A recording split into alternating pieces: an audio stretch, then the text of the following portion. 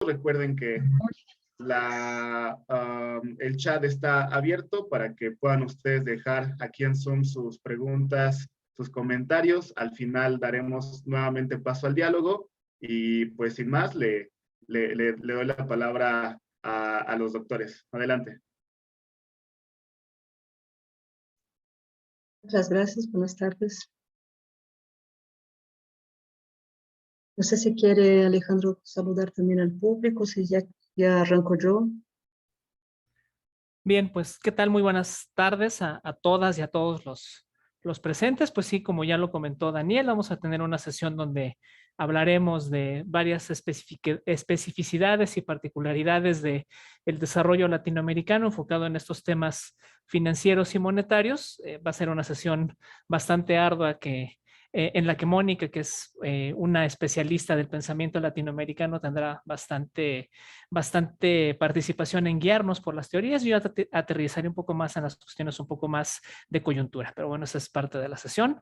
Nada más una aclaración, yo no soy investigador en el instituto, soy técnico académico, solamente para aclararlo, pero bueno, dedicados ya muchos años a esta parte de la academia. Agradecer a las organizadoras, a la doctora Alicia Girón, a la doctora Marcia Solorza, que son las organizadoras de este evento. Y sin más, Daniel, pues ahora sí, Moni, ya que paré la palabra, te doy a ti entrada para que nos puedas empezar con esta discusión. Gracias miles. Mientras voy aquí compartiendo pantalla, también quisiera aprovechar para agradecer a las organizadoras y al público por su interés en el curso. Por favor, nada más quisiera pedir si ya ven la presentación de PowerPoint. Sí, excelente. Ya la vemos. Muchas gracias. Entonces voy arrancando. Justamente la sesión de hoy es pensamiento económico latinoamericano. Parte de esa primera parte de la sesión, el objetivo es dar a conocer lo que es el estructuralismo latinoamericano, que es una corriente de reflexión económica de nuestra región, para nuestra región, y ese, además, un tema en especial en ese pensamiento, pues que es la discusión sobre inflación estructural, que es justamente una discusión que entrelaza política monetaria y posibilidades de desarrollo en la explicación de la moneda y el fenómeno inflacionario, ¿no? Algunas preguntas que para guiar nuestra sesión, o esa primera parte de la sesión, es justamente cuáles son las aportaciones del estructuralismo al pensamiento económico latinoamericano, y en especial la inflación estructural, y a modo de conclusión vamos a hablar un poquitín de cómo se entrelazan los temas monetarios con la promoción del desarrollo en el pensamiento heterodoxo latinoamericano el día de hoy. La estrutura de la presentación de esa primera parte está anclada en 3 momentos. El primer momento donde vamos a hablar en general lo que es el pensamiento económico latinoamericano en la vertiente vinculada a la CEPAL, tanto la CEPAL de ayer en su producción intelectual de cuño estructuralista, como lo que es la CEPAL de hoy, ¿no? En su vertiente neoestructuralista, ¿no? Entonces, como la Comisión Económica para América Latina y el Caribe ha logrado influenciar el pensamiento económico latinoamericano en esos dos marcos.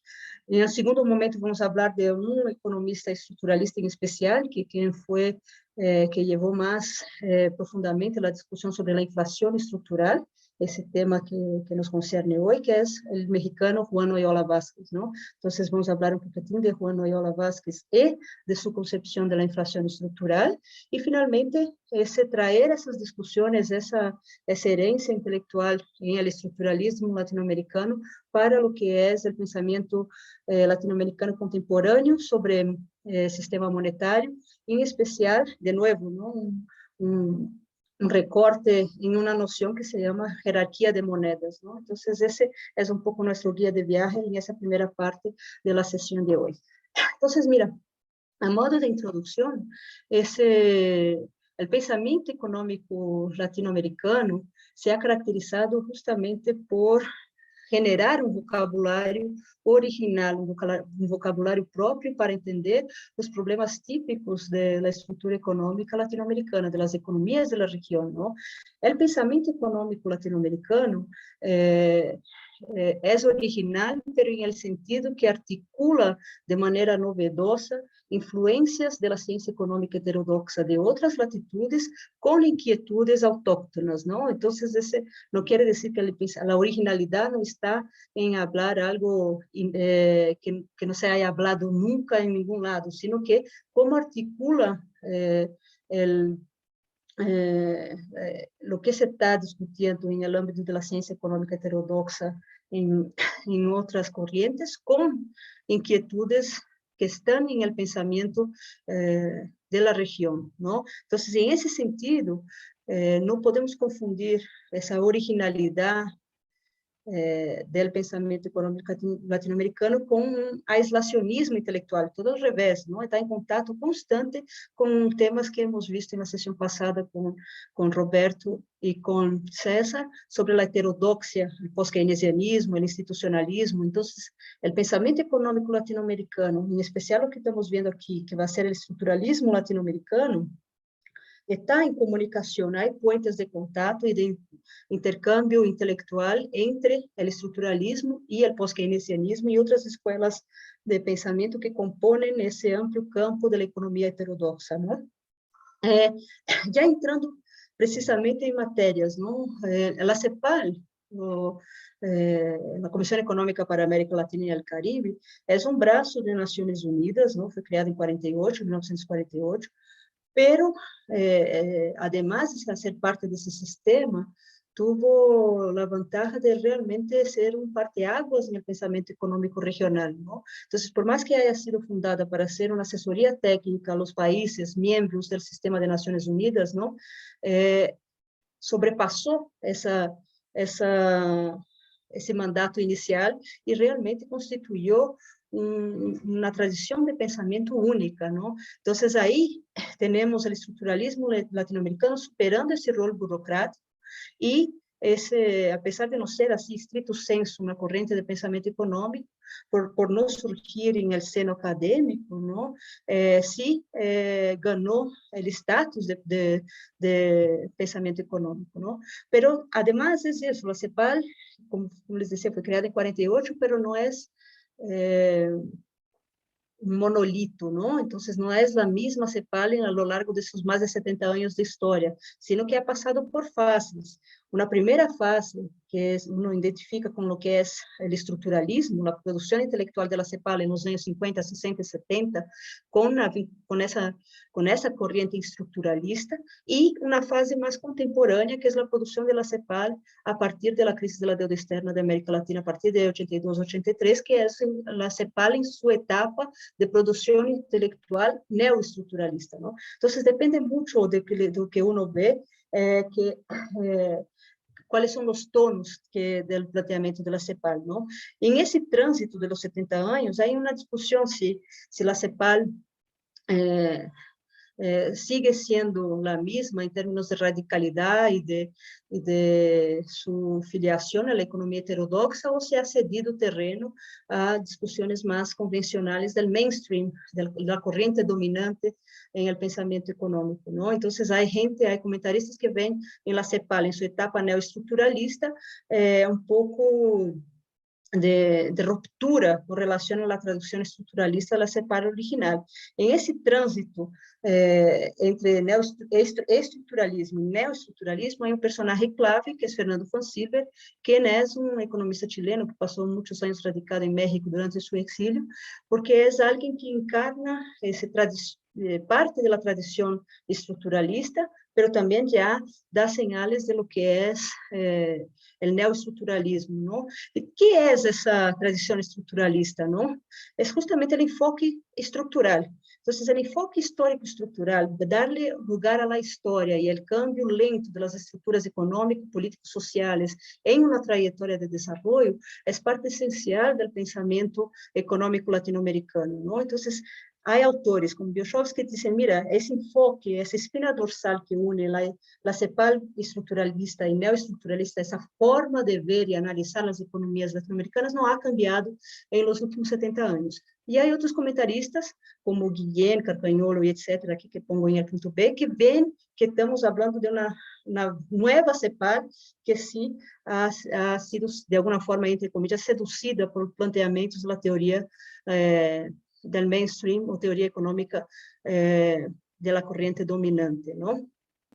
Van Silber é interessante porque está em between, não? Entre os dois extremos aí. É alguém que traz muito de lo que é a tradição estruturalista, de ver os processos históricos de larga duração, pero simultaneamente também já traz elementos do novo estruturalismo, do neoestruturalismo, como a influência neo-schumpeteriana, e pensando sempre em inovação tecnológica de punta como o motor para o desenvolvimento, vaya, não? Pero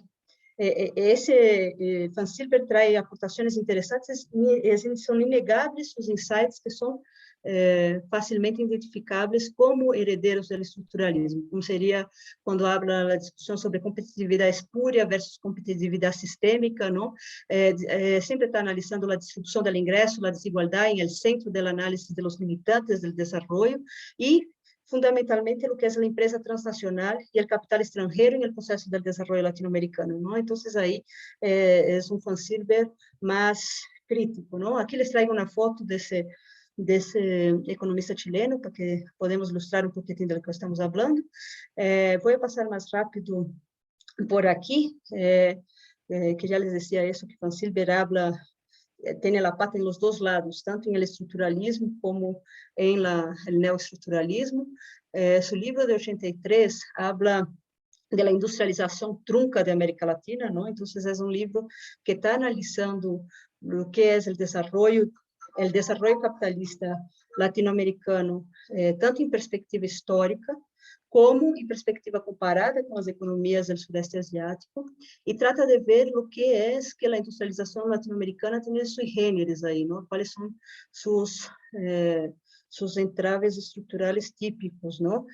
E habla dessa industrialização trunca, que é uma industrialização que não é exatamente ipsis literis lo que foi a industrialização clássica inglesa, não? Então, não temos uma indústria que inmediatamente se encadena um circuito virtuoso del big push, ¿no? Desse take-off que a industrialização dá em termos de, empezamos a industrializar-nos, então temos maiores níveis de produtividade, isso se converte em maiores salários, maior ingresso per capita e desenvolvimento econômico.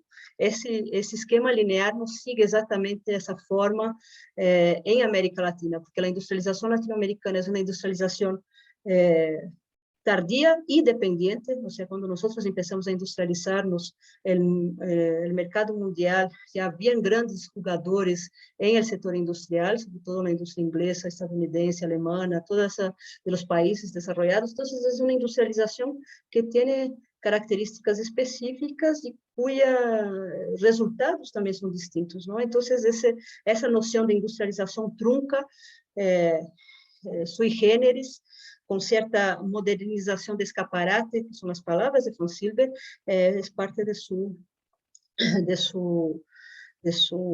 aportação, não? Então, assim, o trunco, em essa ideia de industrialização trunca, vemos só similitudes formais à industrialização dos países centrais, mas não de hecho, e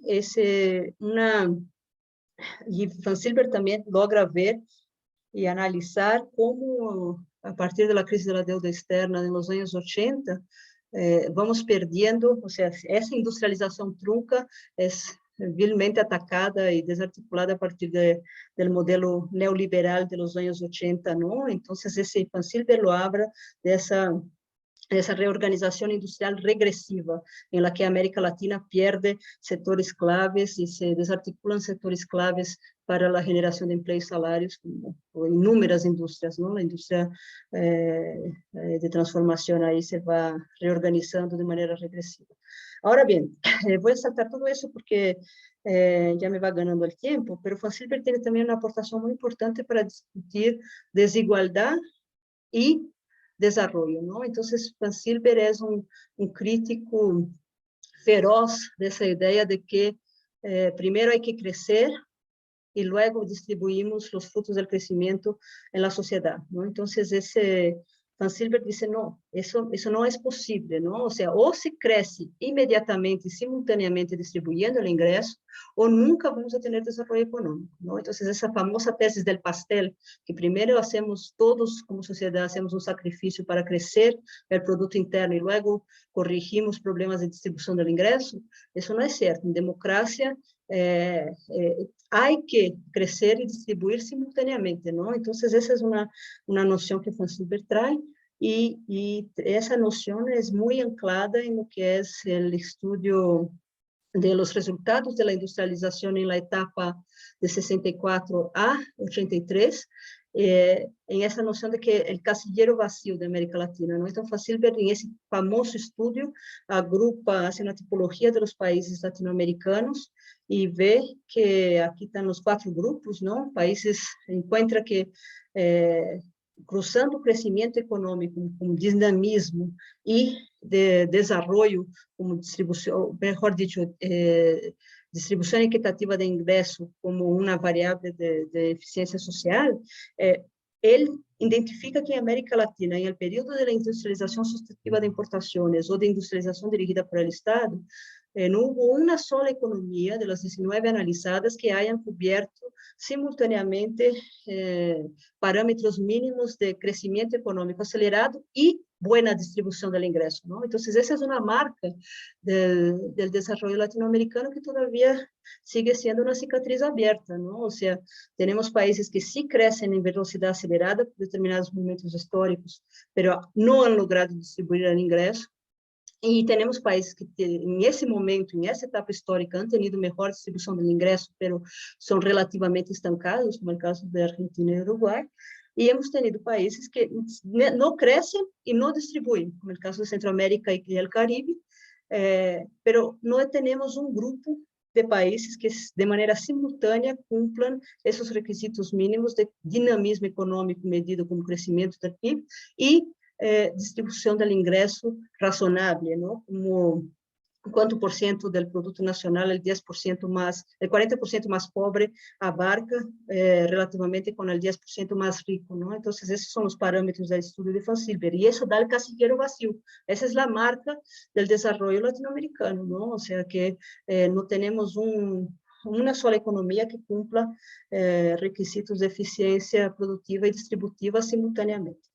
Pero bueno, voy a saltar todo eso, porque ya quiero entrar, esa es la discusión entre continuidades y rupturas del estructuralismo y el latinoamericano y el neoestructuralismo, pero yo quiero entrar, para que no me gane el tiempo, en un personaje, en el análisis de un personaje, ¿no? Entonces, hasta ahorita estábamos hablando más del neoestructuralismo de Van Silber. Ahora quiero dar un pasito atrás para hablar de un personaje que es esencial en la etapa estructuralista de la vieja CEPAL, de la CEPAL originaria, que es Juan Oyola Vázquez, y 3 de sus principales aportaciones teóricas, ¿no? Entonces, ahí les dejo una fotito de nuestro personaje. Las 3 principales aportaciones teóricas de Juan Oyola en el pensamiento económico latinoamericano son cómo analizar los procesos inflacionarios crónicos de América Latina. Entonces, ahí vamos a ver a continuación lo que está en la base de la inflación estructural. El otro tema en que Oyola Vázquez se destaca en el pensamiento económico latinoamericano es los desequilibrios macroeconómicos relacionados al sector externo en el proceso de desarrollo económico. Y finalmente, la importancia de la planeación o programación económica en la transición del capitalismo hacia el socialismo en América Latina, ¿no? Entonces, ese Oyola es interesante porque es un marxista en el seno del estructuralismo latinoamericano, ¿no? Antes de comentar, permítame un segundito. Perdón. Antes de comentar la aportación teórica de Oyola en el pensamiento latinoamericano y por qué es tan relevante su obra, yo creo que es importante una pincelada en lo que es su trayectoria de vida, ¿no? Entonces, un arco biográfico de ese potosino, nace en San Luis Potosí, viene a estudiar a México, ¿no? Ingresa simultáneamente en la Escuela Nacional de Economía y en la licenciatura, inaugurando la licenciatura en Sociología del Colmex, además de sus prácticas profesionales en la División Latinoamericana del Fondo Monetario Internacional en Washington, regresa a México para titular-se em 49, vamos analisar rapidito também sua tese de licenciatura, alguns elementos de sua tese de licenciatura em que está falando de desequilíbrio, do que ele chama desequilíbrio de fomento, ou seja, as contradições que o processo de desenvolvimento de economias que estão entrando em sua industrialização de maneira tardia e dependente genera, e esse se incorpora na CEPAL. Em 59, recebe a missão respondiendo a un llamado del gobierno cubano revolucionario que todavía no había sido cortado del sistema de Naciones Unidas, o al menos rebajado en el sistema. Es el jefe de la delegación de la CEPAL para auxiliar el gobierno cubano en el desarrollo económico, el gobierno revolucionario, y ahí es el jefe de la JUSEPLAN, de la Junta Central de Planeación del Gobierno Socialista Cubano, y cuando en los años 60, antes de ya ser formalmente parte del gobierno cubano Noyola, tiene un encontronazo ahí fuerte con la CEPAL y se demite, ¿no? Se demite de la misión especial de la CEPAL en Cuba, y ahí sí, en los años 60, forma parte formalmente de la JUSEPLAN, que es la Junta Central de Planeación, y da una serie de cursos de planeación para el desarrollo y de estudios de la economía cubana, ¿no? Ahora bien, entrando en lo que es la primera aportación importante de Noyola al debate del pensamiento económico regional, está la tesis y algo se intuye en la tesis de licenciatura. Su tesis de licenciatura adelanta gran parte de los temas que van a ser sus obsesiones en su corta vida profesional, que también hay que mencionar eso, que infelizmente Noyola se murió de un avionazo, ¿no? Un accidente aéreo bastante sospechoso en los años 60, ¿no? En 60, 62 de hecho. Y esos son temas que van a estar de manera constante a lo largo de su vida, ¿no? Entonces, la discusión sobre cómo la dificultad de la industrialización no ser más equilibrada, ¿no? Y de que nuestra industrialización no haya logrado de manera sustancial internalizar sectores de producción importantes como los sectores de bienes de capital y máquinas y equipo, eso siempre genera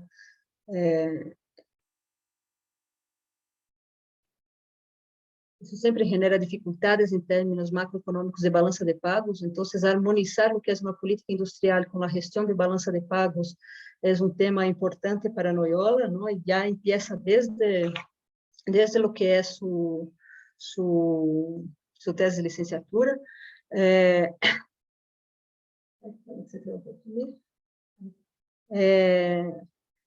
E ele habla de las posibles soluciones para desempatar esa contradicción entre profundización de la industrialización como forma para lograrse el desarrollo económico. Entonces, ¿cómo profundizar la industrialización sin generar desequilibrios de balanza de pagos, ¿no?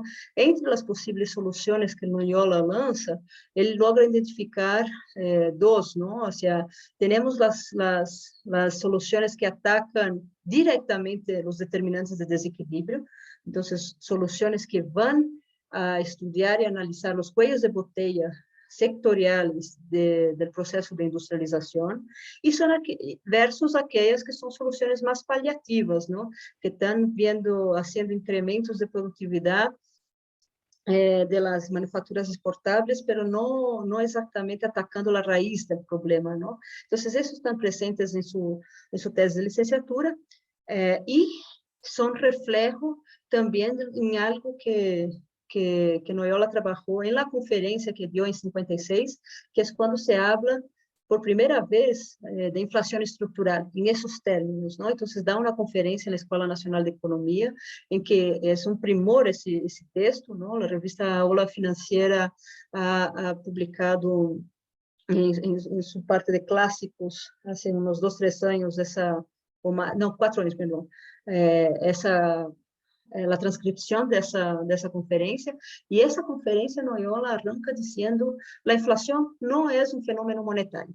Então, é uma declaração que pode dar um ataque cardíaco a qualquer economista monetarista ou neomonetarista, mas Noyola vai dizer, falar que a inflação é um fenômeno monetário é uma obviedade.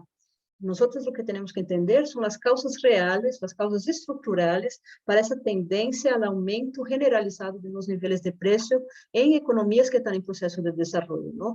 Então, vamos a, de alguma forma, entender que o aumento do gasto público, o aumento da emissão monetária, todos esses que são os villanos para o pensamento ortodoxo ou o pensamento do mainstream, da corrente dominante, não? O que são os villanos no processo de subida de preços, la verdad no son los causantes, no está en la naturaleza de esa tendencia del proceso inflacionario, ¿no? El aumento generalizado del nivel de precios se explica por otras causas, ¿no? Entonces vamos a separar ese fenómeno en dos grandes partes, una de lo que son las presiones inflacionarias básicas y la otra lo que son los mecanismos de propagación, ¿no? Lo que está en el origen del incendio y lo que es más combustible para acelerar ese incendio, ¿no? Entonces, entre el origen del incendio, en ese origen, lo que Noyola va a identificar, al menos, son dos grandes causas estructurales para el proceso de la inflación, ¿no? De ahí viene el nombre inflación estructural. Uno es la rigidez de la oferta de alimento. Entonces, entre las presiones inflacionarias básicas estamos pensando en economías, las economías latinoamericanas que están en proceso de desarrollo, ampliando su sector industrial, ahí en los años 30, 40 y 50, ¿no? Esse aumento de produtividade significou um aumento de salários, e esses salários mais elevados possibilitou a ampliação da canasta de consumo da classe trabalhadora. Pero, como são economias que primam por essa heterogeneidade estrutural, ou seja, em que o setor exportador, primário exportador, tem maiores produtividades para estar destinado hacia o exterior, a oferta de alimentos interna não acompanha esse ritmo de crescimento da demanda. Então, temos aí esse desencontro por essa rigidez de oferta de alimentos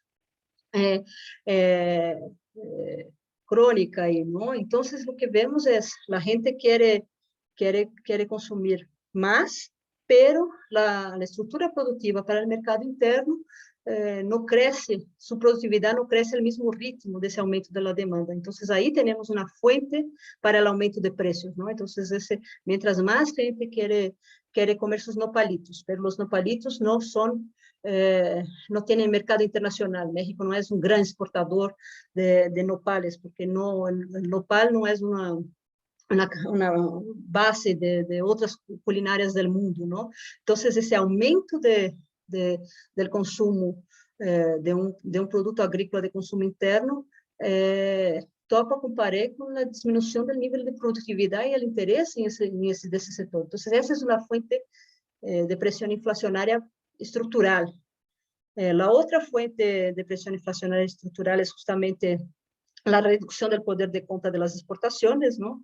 Que é estamos falando de economias em transição que estão transitando de ser primárias exportadoras para passar cada vez mais por maior produtos industrializados e da manufatura. Isso significa pero todavía não exportamos essas manufaturas, não?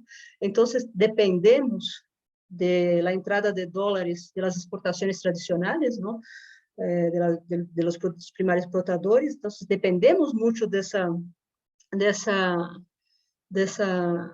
desses dólares por essa entrada por aí, pero a la vez não diversificamos nossas exportações. Então, aí temos o que modernamente se chama o pass-through, não? A inflação importada. Então, essa é outra das pressões inflacionárias estruturais que identifica Noyola em essa conferência, não? E é importante entender que na matriz analítica de Noyola, ele separa o que são as pressões inflacionárias estruturais y los mecanismos de propagación. Entonces, obviamente, ahí los mecanismos de propagación, que es eso que les decía, más combustible en el incendio, ahí sí podemos poner el aumento de la masa monetaria, pero no es la causa. La tensión y la tendencia hacia el proceso de detonar procesos inflacionarios e hiperinflacionarios ya está en el desequilibrio estructural de la economía mismo, ¿no? Entonces, de nuevo, la conferencia de Noyola es genial porque arranca de esa manera tan desafiante de decir la inflación no es un fenómeno monetario y termina con una profilaxis que es absolutamente ajena al discurso ortodoxo. Entonces, él va a decir, mira, si nosotros, si la autoridad monetaria está ante dar solución a la hiperinflación o controlar esa hiperinflación por las formas ortodoxas, ¿no? O sea, desinflando la demanda, haciendo ajustes salariales para abajo, ¿no? Que ese es el recetario tradicional de cómo se controla la inflación, ¿no? Sofocar la demanda y así despresurizar el aumento de la masa monetaria y niveles de precio. Esa es la respuesta ortodoxa.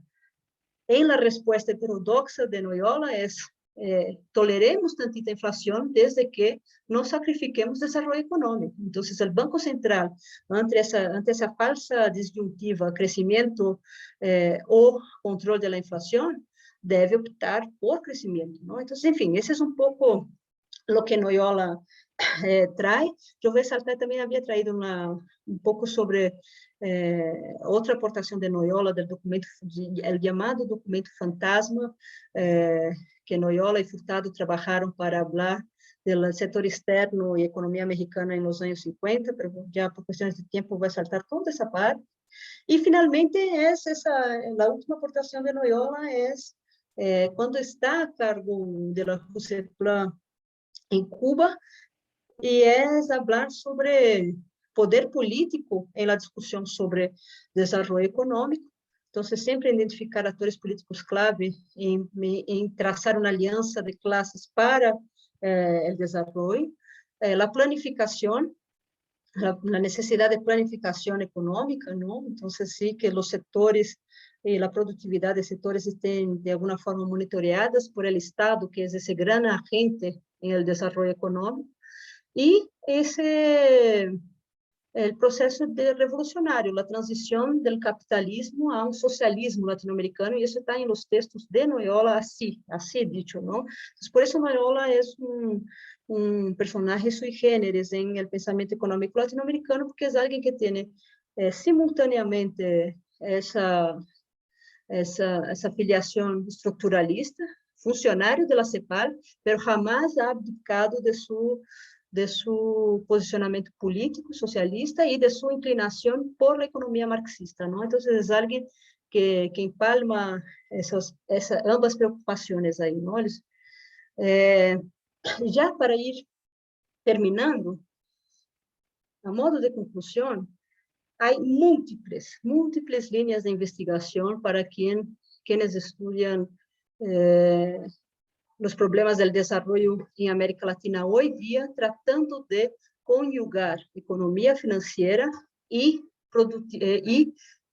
propuestas para el desarrollo económico, ¿no? Entonces, entre esas líneas de investigación, uno habla y escucha mucho sobre la financiarización y cómo la financiarización entendida como un cambio en el régimen de acumulación de capital a nivel mundial también está reconfigurando la inserción de América Latina en ese mismo mercado mundial. Entonces, hay estudios de financiarización subordinada, nueva dependencia financiera, cómo América Latina se encuentra en ese marco más amplio del cambio en el modo de producción capitalista que la financiarización de mediados de los años 70 para acá ha estado imprimiendo, ¿no? Pero también hay quienes se apoyan en la tradición estructuralista para pensar ese sistema monetario financiero internacional como un espacio asimétrico, ¿no? Entonces, autores como Daniela Prates, Bruno de Conte, própria Bárbara Fritz, uma série de autores que hablam e muito inspirados na tradição do estruturalismo, estão mirando essas assimetrias do sistema monetário e financeiro internacional a partir dessa concepção de que estamos falando de uma hierarquia de moedas, não? Então, nesse cenário do mercado mundial e do sistema monetário e financeiro internacional, por mais que a grande maioria dos países emita uma moeda soberana como sua moneda, essas várias moedas soberanas não têm o mesmo peso no comércio internacional. Então, a capacidade de aceitabilidade das moedas em las transações comerciais e financeiras internacionais transfronterizas não é a mesma. Não é a mesma coisa falar da liquidez internacional do dólar estadunidense que la del peso mexicano ou del real brasileiro, não? Então, a moneda em que os contratos internacionais está denominada importa. E isso habla dessa simetria entre moedas nacionais, não? Então, o que esses autores estão vendo é uma pirâmide monetária internacional em la que as moedas que ocupam a cúspide, que são as moedas que têm maior circulação em esses contratos internacionais e na liquidação de saldos entre países, que são pouquitas moedas, o dólar, uma que outra cosita, o euro, não? Agora, correndo por afuera, está o renminbi chino. Têm liquidez, e aí vai toda a discussão de preferência por la liquidez keynesiana, que é algo que hemos falado na sessão passada com César e com o Roberto. É distinto da liquidez das moedas que estão na base da pirâmide, não? Então, essas moedas de muitos países que não têm a mesma aceitabilidade. E dizer que estamos em um sistema monetário e financeiro internacional hierárquico, habla de margem de maniobra distinto que os países emissores dessas moedas, que são distintas, têm para implementar política econômica alternativa pró-desenvolvimento, não? Então, estamos falando de um limitante, um condicionante estrutural, ou seja, se uno emite moedas débiles, entre comillas, né, moedas em la base da pirâmide monetária, temos restrições de que política econômica podemos adotar ou não.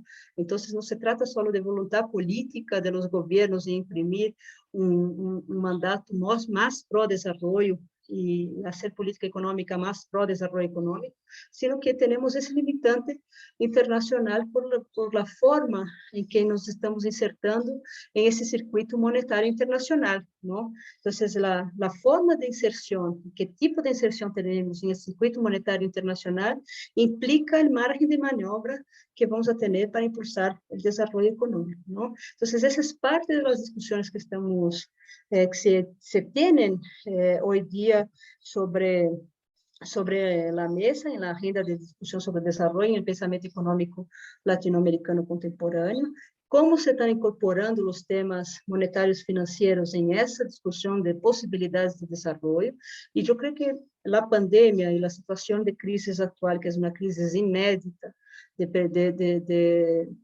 de magnitude absolutamente sem antecedentes na região, necessitamos discutir novamente, não? Então, para impulsar e volver a impulsar uma agenda de desenvolvimento, ingressar novamente em um sendero de discussão de melhoria da condição de vida da maior parte da população, é fundamental recuperar esses autores do passado que nos hablam ao ouído, de economistas e de gente interessada em temas de economia para pensar a realidade econômica regional hoje dia, não? Então, muitas graças por sua atenção e luego hablamos com mais calma também aí nas perguntas e respostas. Muitas graças.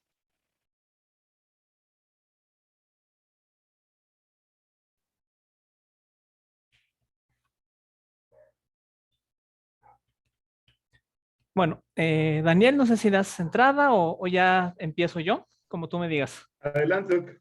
Perfecto. Adelante. Bueno, pues nuevamente agradecerles a todos los presentes este mediodía, iba a decir mañana, pero en realidad ya es más de mediodía en la Ciudad de México. Veo que hay gente de muchos lugares de la República y algunos en el extranjero. Bueno, pues invariablemente hay que agradecer que tomen un poco de su tiempo para que podamos analizar, discutir y platicar sobre estos temas este día.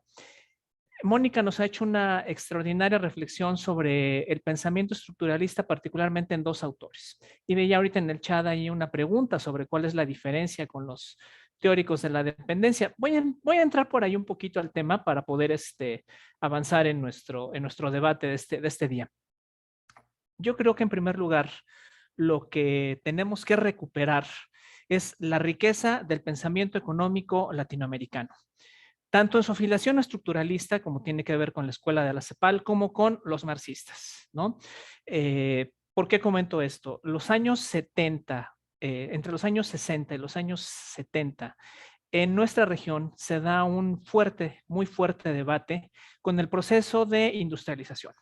Se hablaba en aquellos entonces si la industrialización era el camino a alcanzar el desarrollo latinoamericano, cómo íbamos a posicionar a la región frente a este nuevo episodio de la Guerra Fría, el final de la guerra, la posguerra, el papel que iba a jugar América Latina en ese concierto internacional y por supuesto, como ya lo comentó Mónica, este punto en el cual la CEPAL se convierte en el gran centro teórico de análisis, de reflexión, de diagnóstico de la política pública y que en el pensamiento de Prebisch va a encabezar las políticas de sustitución de importaciones.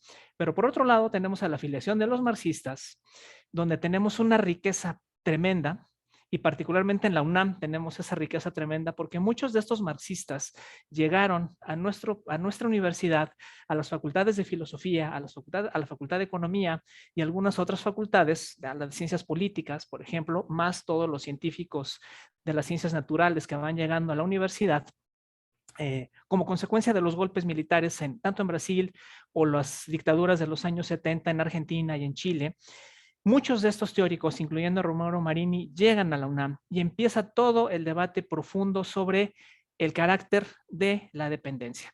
En el fondo del asunto, lo que quiero que nos quede claro en nuestro debate es que estamos preguntándonos cuál es el papel, la función, el desempeño, el posicionamiento de América Latina en el contexto internacional. Nos hemos caracterizado como una región dependiente, pero también la CEPAL acuñó los términos de centro y periferia, ¿no? En este conjunto de países que orbitan en torno a un gran centro hegemónico que sirve de centro de pensamiento, de centro de dominación, mientras que los marxistas adoptan más como afiliación el carácter de la dependencia latinoamericana. ¿En qué se basa la dependencia? Sería una de las preguntas a responder en este contexto. Pero bueno, antes de responder esa pregunta, quiero pasar rápidamente a no perder de vista este debate, no solo entre los estructuralistas que hablaban, como bien decía la profesora Mónica, de esta perspectiva de las bases estructurales de la economía, qué es lo que había formado, qué es lo que había detonado las consecuencias de la periferia latinoamericana. Buscar en las raíces, en la estructura, por qué se nos había concedido esa afiliación periférica en el contexto internacional, mientras que los teóricos de la dependencia, entre ellos, tienen un debate muy profundo. Estoy hablando del debate que sostienen Agustín Cueva con Romero Marini, al cual se suma posteriormente Vania Bambirra, e incluso al día de hoy, las polémicas recientes de unos años para atrás que han sostenido compañeros muy queridos, muy destacados, muy reconocidos, como Jaime Osorio, Claudio Katz, Adrián Sotelo Valencia y otros más, que mantienen este debate sobre una categoría particular de los aportes de Romero Marini, la categoría de superexplotación del trabajo. Pero bueno, vamos por partes. En primer lugar, por ejemplo, Vania Bambirra identifica la dependencia latinoamericana como una condición generada por el desarrollo y expansión de otra economía a la cual América Latina está sometida. Estamos pensando también aquí en términos de imperialismo. La dependencia para Vania Bambirra es un fenómeno que es explicado a partir de la situación delimitante que otras economías poderosas ejercen sobre la periferia latinoamericana. Obviamente, si nosotros queremos redefinir la categoría de dependencia, pues tenemos que pensar en toda la conformación de clases sociales que dan el funcionamiento del carácter latinoamericano. Perdón, la respuesta del chat, todavía no estoy presentando ningún PowerPoint, ahorita lo presentamos. Otro concepto clave que van a tener los dependentistas para poder explicar el funcionamiento de la región, el de enclave. ¿Qué es un enclave? ¿Cómo funciona el enclave? Si las economías latinoamericanas son enclaves. Y este es un debate también muy profundo, particularmente en la obra de Agustín Cueva, porque el enclave, entendido como una zona especial, una zona determinada en la cual un país queda confinado a la producción local de un producto, que en este caso sería las frutas, con una política propia, con un gobierno propio que está sometido por una empresa transnacional, pues en América Latina vamos a tener diferentes sectores donde hay enclaves e incluso dentro de los países tenemos regiones que sirven como enclave y otros donde el enclave no está precisamente determinado. Honduras es el ejemplo tradicional de una economía de enclave en los estudios latinoamericanos. ¿Por qué? Porque, bueno, a raíz de la dominación que ejerce la United Fruit Company sobre esta economía, Honduras empieza a producir bananos, frutas, que esta empresa, esta compañía de frutas, almacenaba, la construcción carretera y ferroviaria trasladaba los bananos hacia los puertos de Honduras y de ahí hacia el resto de, particularmente de Estados Unidos, y esta compañía se daba el lujo incluso de poner a gobiernos, poner presidentes, poner reglas propias, poner leyes laborales para los trabajadores. El ejemplo tradicional de los enclaves latinoamericanos es la economía de Honduras, pero México también al interior vive puntos donde que sirven de enclave y otras regiones que no necesariamente son enclaves. Con esto también lo que quiero dar a entender es el carácter profundamente heterogéneo y por momentos desigual que compone a la región, donde podemos converger diversos tipos de economías, esto que nos hablaba Mónica de la heterogeneidad estructural, donde convergen diversos tipos de economía, diversos factores productivos y diversas formas de sometimiento de la región o de regiones específicas latinoamericanas al conjunto de el capitalismo internacional. Esto yo creo que es bien importante entenderlo porque también el pensamiento latinoamericano tiene esta riqueza, darnos a entender que América Latina en su diversidad nos hace únicos, nos hace una región muy particular de análisis. Esto por un lado. Bueno, entonces yo no quiero perder de vista estos puntos porque me parece que son muy, muy importantes. Si no recuperamos también, si no por lo menos mencionamos hoy, este mediodía, las aportaciones de los marxistas. Insisto, por cuestión de tiempo, no voy a poder presentar todo lo que me gustaría sobre el carácter de la dependencia latinoamericana en términos del debate de los marxistas de los años 70 y 80, pero es una invitación al público que nos está viendo y escuchando a que recuperen ese debate. En la UNAM se dio ese debate de forma muy rica, muy profunda. Está la obra de Agustín Cueva, por ejemplo, El desarrollo del capitalismo de América Latina, una obra clásica para quien estudia la región, y que Agustín Cueva en esta obra parte de debatir con Rui Mauro Marini esta tesis de la superexplotación del trabajo.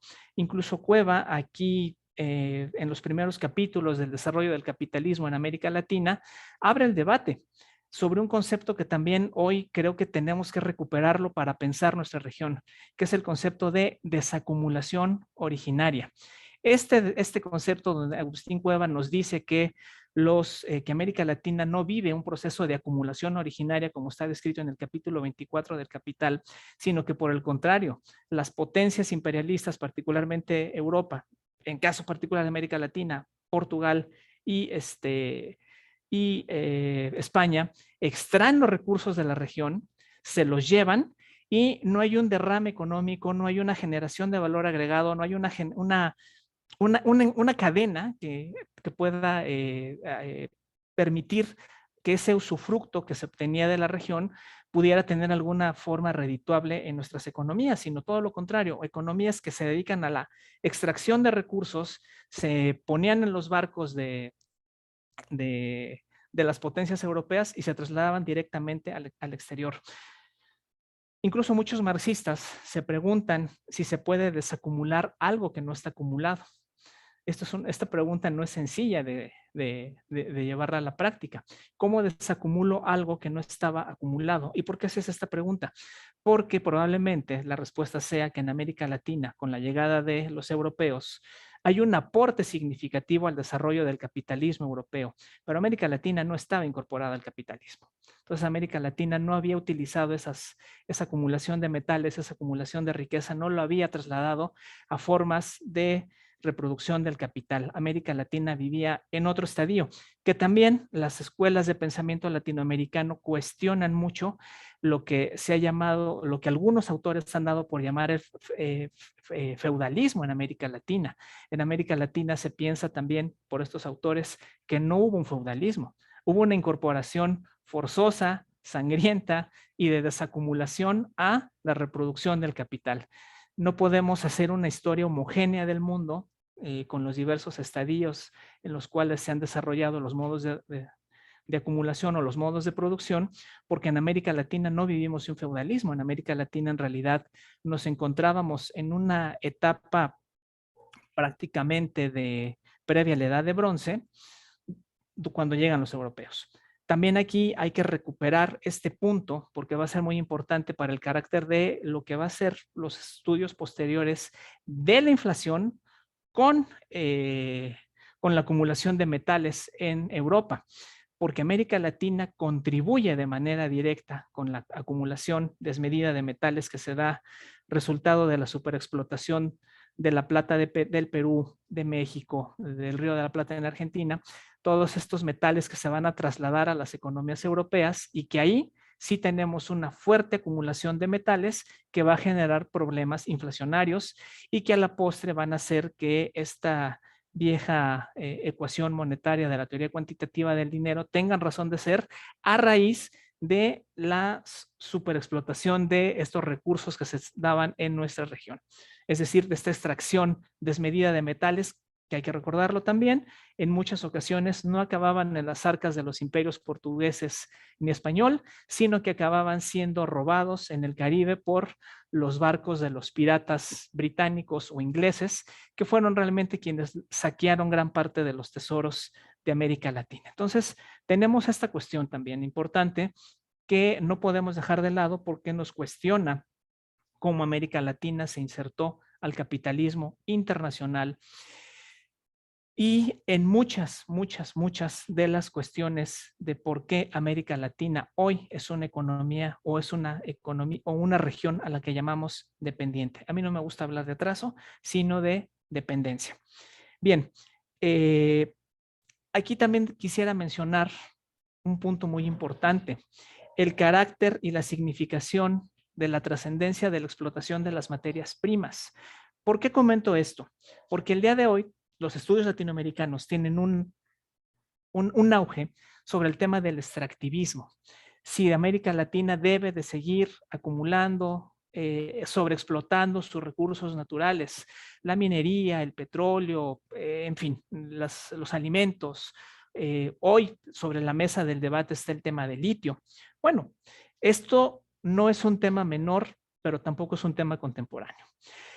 Desde finales de la Segunda Guerra Mundial, ya la CEPAL trabajaba este punto y ya la CEPAL, en la famosa tesis de los términos de intercambio desigual, pues era importante saber cómo íbamos a acumular o qué íbamos a hacer con los recursos derivados, o mejor dicho, con los dividendos derivados de la explotación de las materias primas. No es un tema menor. No es un tema menor este punto, porque al día de hoy el extractivismo es una tesis polémica, es una tesis con lo cual muchos están en contra, y en realidad estamos en contra también con estas cuestiones de la superexplotación de recursos naturales, pero la trascendencia es que aportan recursos fiscales a nuestras economías. Entonces, hay que aprender también a utilizar esos recursos naturales y ver dónde están estas fuentes de abastecimiento de recursos, ¿no? Cómo se están traduciendo estas fuentes de abastecimiento de recursos a las economías latinoamericanas. Bien, entonces este también es otro tema, otro punto que en el debate del pensamiento latinoamericano tenemos que recuperar. ¿Qué está pasando con el usufructo de los recursos naturales?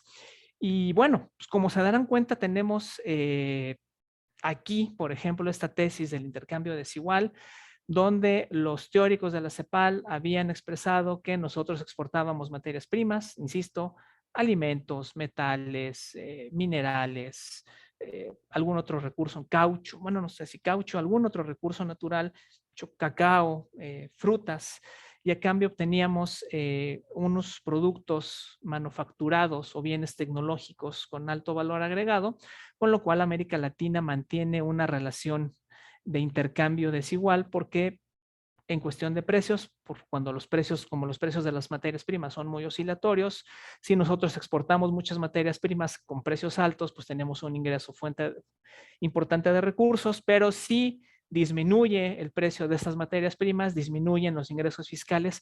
Esta tesis que han desarrollado sobre todo en la escuela de la CEPAL, me parece que sigue presente. La tesis de Marini del intercambio desigual a partir de superexplotación del trabajo me lleva al análisis de las plusvalías. Esto es desde el marxismo, como la plusvalía que se extrae de América Latina es una plusvalía extraordinaria, resultado de una plusvalía absoluta, relativa, que se valoriza en productos baratos con bajos salarios y que los países centrales reproducen o que nos trasladan después con materias primas, perdón, con bienes tecnológicos caros.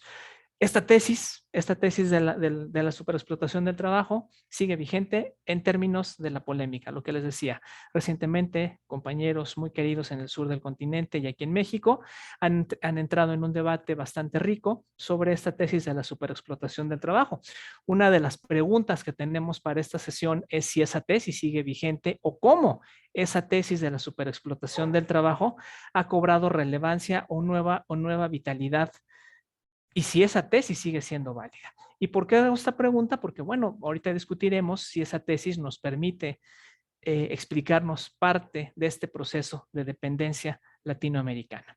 Pero bien, por cuestión de tiempo voy a dejar un poquito aquí esta parte del análisis.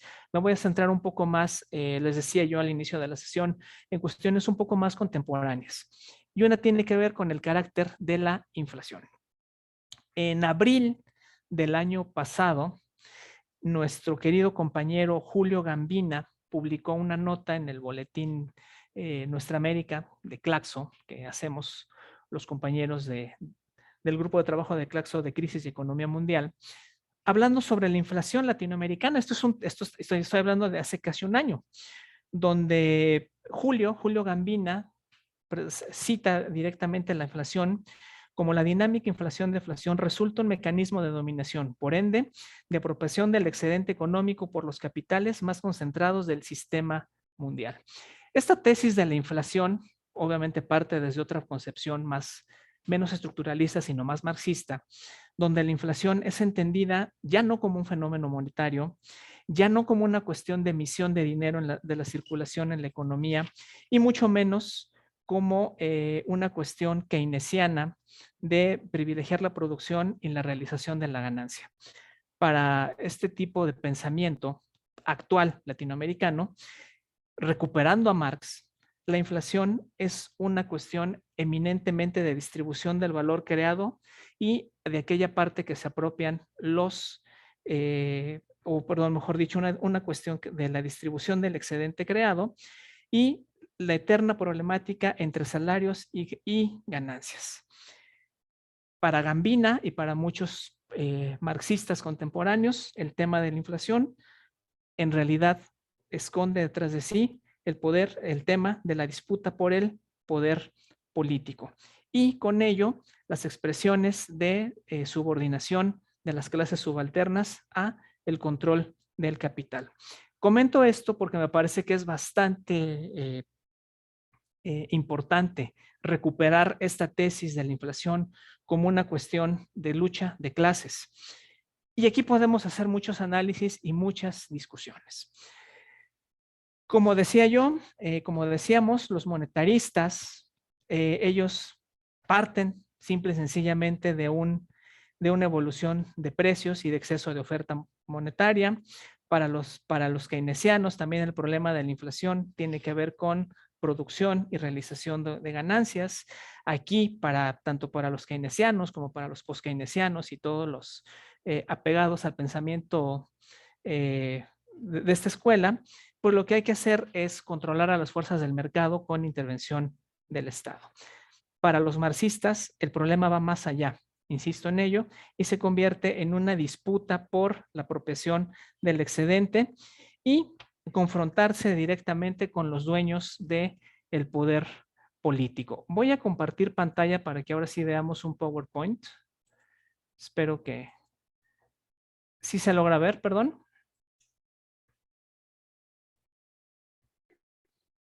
Sí, ya lo vemos perfectamente.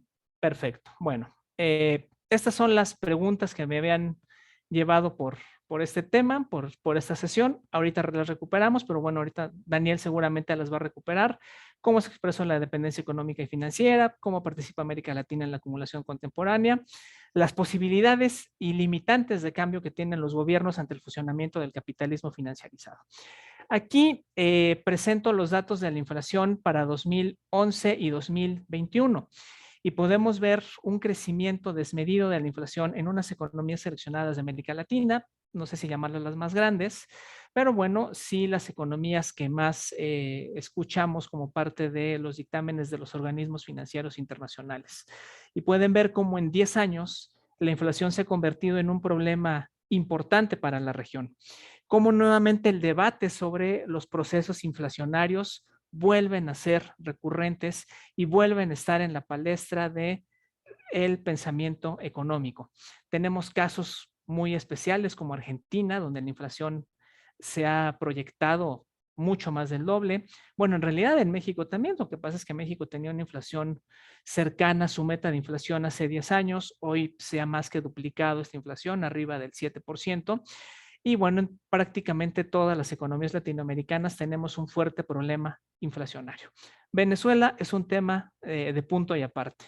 Venezuela no estaba en la diapositiva anterior porque me distorsionaba toda la gráfica y no quise poner ahí el año, me parece que es el año 2008, donde la inflación llegó a más del 1,000,000%. Entonces, Venezuela es un tema muy aparte. Venezuela, que enfrenta un fuerte problema político, consecuencia de los bloqueos económicos que han derivado en esta hiperinflación que tienen que enfrentar los compañeros venezolanos. Y el tema de la inflación no es menor, no solo para Venezuela, sino para economías como México o las que hemos visto en el resto de la diapositiva. Recordemos que el tema de la hiperinflación es algo muy estudiado en las escuelas de pensamiento de toda índole y a los cuales los neoclásicos le dieron mucha importancia. Pero el tema de la hiperinflación alemana, por ejemplo, después de la Primera Guerra Mundial y todos los pagos que tuvieron que hacer a las potencias vencedoras de ese primer encuentro bélico del siglo XX, pues repercute directamente tanto en la conformación del Estado alemán, en la desaparición del imperio, pero sobre todo en el ascenso del fascismo, en alguien que promete recuperar el control de la inflación y con ello también recuperar el poder del control del poder adquisitivo de los salarios. Entonces la inflación, si bien no es un tema menor, hay que entenderla también como un problema que hoy estamos atravesando en prácticamente todo el planeta. La inflación se ha disparado, los estudios del Fondo Monetario Internacional ya están preocupados por este problema de la inflación. El Banco Mundial habla de este crecimiento también de la inflación a nivel internacional y sobre este punto tenemos que prestar especial atención. ¿Dónde y cómo o qué genera la inflación que estamos enfrentando hoy en las economías latinoamericanas? Algunos organismos internacionales, particularmente el Banco Mundial, identifica el problema inflacionario en el precio de los combustibles, de las gasolinas.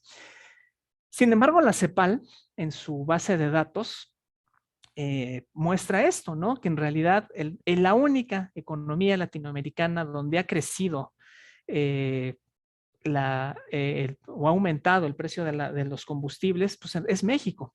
En realidad, en el resto de las economías latinoamericanas, de acuerdo a los datos de la CEPAL, el precio de los combustibles, particularmente de esta gasolina que utilizamos todos los días para los automóviles, pues ha disminuido. En México es la única economía donde ha crecido. Me puse a rastrear un poco más sobre este dato, por qué México, en comparación de otras economías donde ha crecido la inflación, y tiene que ver con una cuestión de carga fiscal. Esto también me lleva a otro punto, a otro punto de los cuales debate el propio Julio Gambina. Cómo en aras de privilegiar a ciertos sectores empresariales se ha dejado de tener una carga fiscal sobre ellos. Entonces, se han trasladado esas cargas fiscales a los consumidores de ciertos bienes como la gasolina. Entonces, lo que tenemos aquí también es nuevamente un tema de la fiscalidad y de la fuente de recursos con los cuales las economías latinoamericanas van a poder abastecerse. Entonces, el caso de México requeriría una revisión muy minuciosa, muy particular, pero bueno, vamos poniendo sobre la palestra y aquí se abre el debate sobre la cuestión energética en México, al cual voy a ir más adelante, o si da tiempo podemos ir comentando. Por otro lado, tenemos incremento en el precio de los alimentos y aquí sí tenemos un problema importante.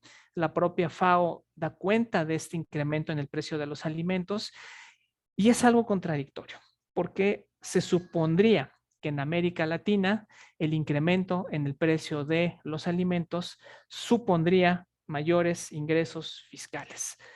Estamos atravesando un momento de crisis, de coyuntura compleja derivada de la pandemia, pero los organismos internacionales refieren a que la inflación también es resultado de este incremento en el precio de los alimentos.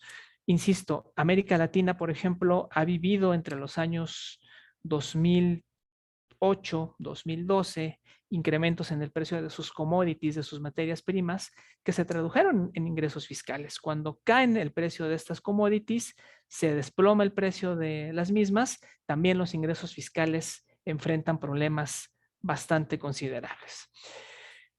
Un tema que no es menor si queremos estudiar la inflación tiene que ver con la deuda.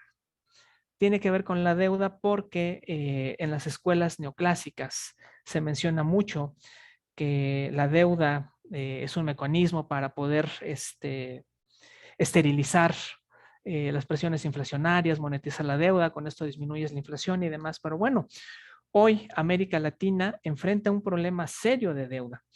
El Instituto de Finanzas Internacionales ha reconocido, por ejemplo, que América Latina es la región emergente más endeudada del mundo y que mucha de esa deuda es deuda de mercado. Es decir, se hizo a través de colocación de bonos en mercados internacionales, con los grandes bancos, con los grandes fondos de inversión, en Wall Street. Ahí es donde radican sus principales compradores. Entonces, la deuda, más que un mecanismo para esterilizar las cuestiones inflacionarias, se ha convertido en un mecanismo de rédito para los compradores de esta deuda y sobre todo en las tasas de interés de quién paga esta deuda, cómo se pagará y un punto muy importante, las calificadoras, cómo las calificadoras evalúan esta deuda, ¿no? Insisto, una de las hipótesis recurrentes es que la emisión continua de deuda se utilizaba para eliminar presiones inflacionarias. Lo cierto es que hoy la deuda sigue creciendo y nuevamente el fantasma de la inflación se sigue presentando. Entonces la deuda tampoco está cumpliendo con este mecanismo de esterilización de presiones inflacionarias, sino se está acompañando ya también de un crecimiento de la inflación.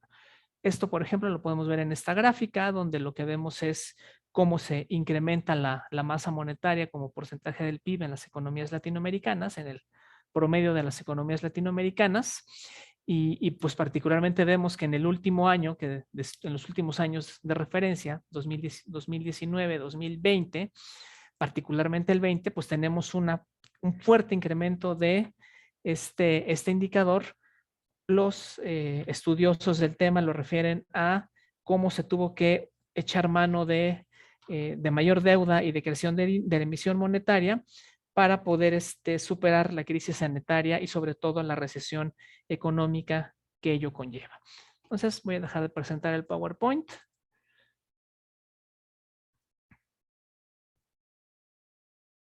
Una disculpa.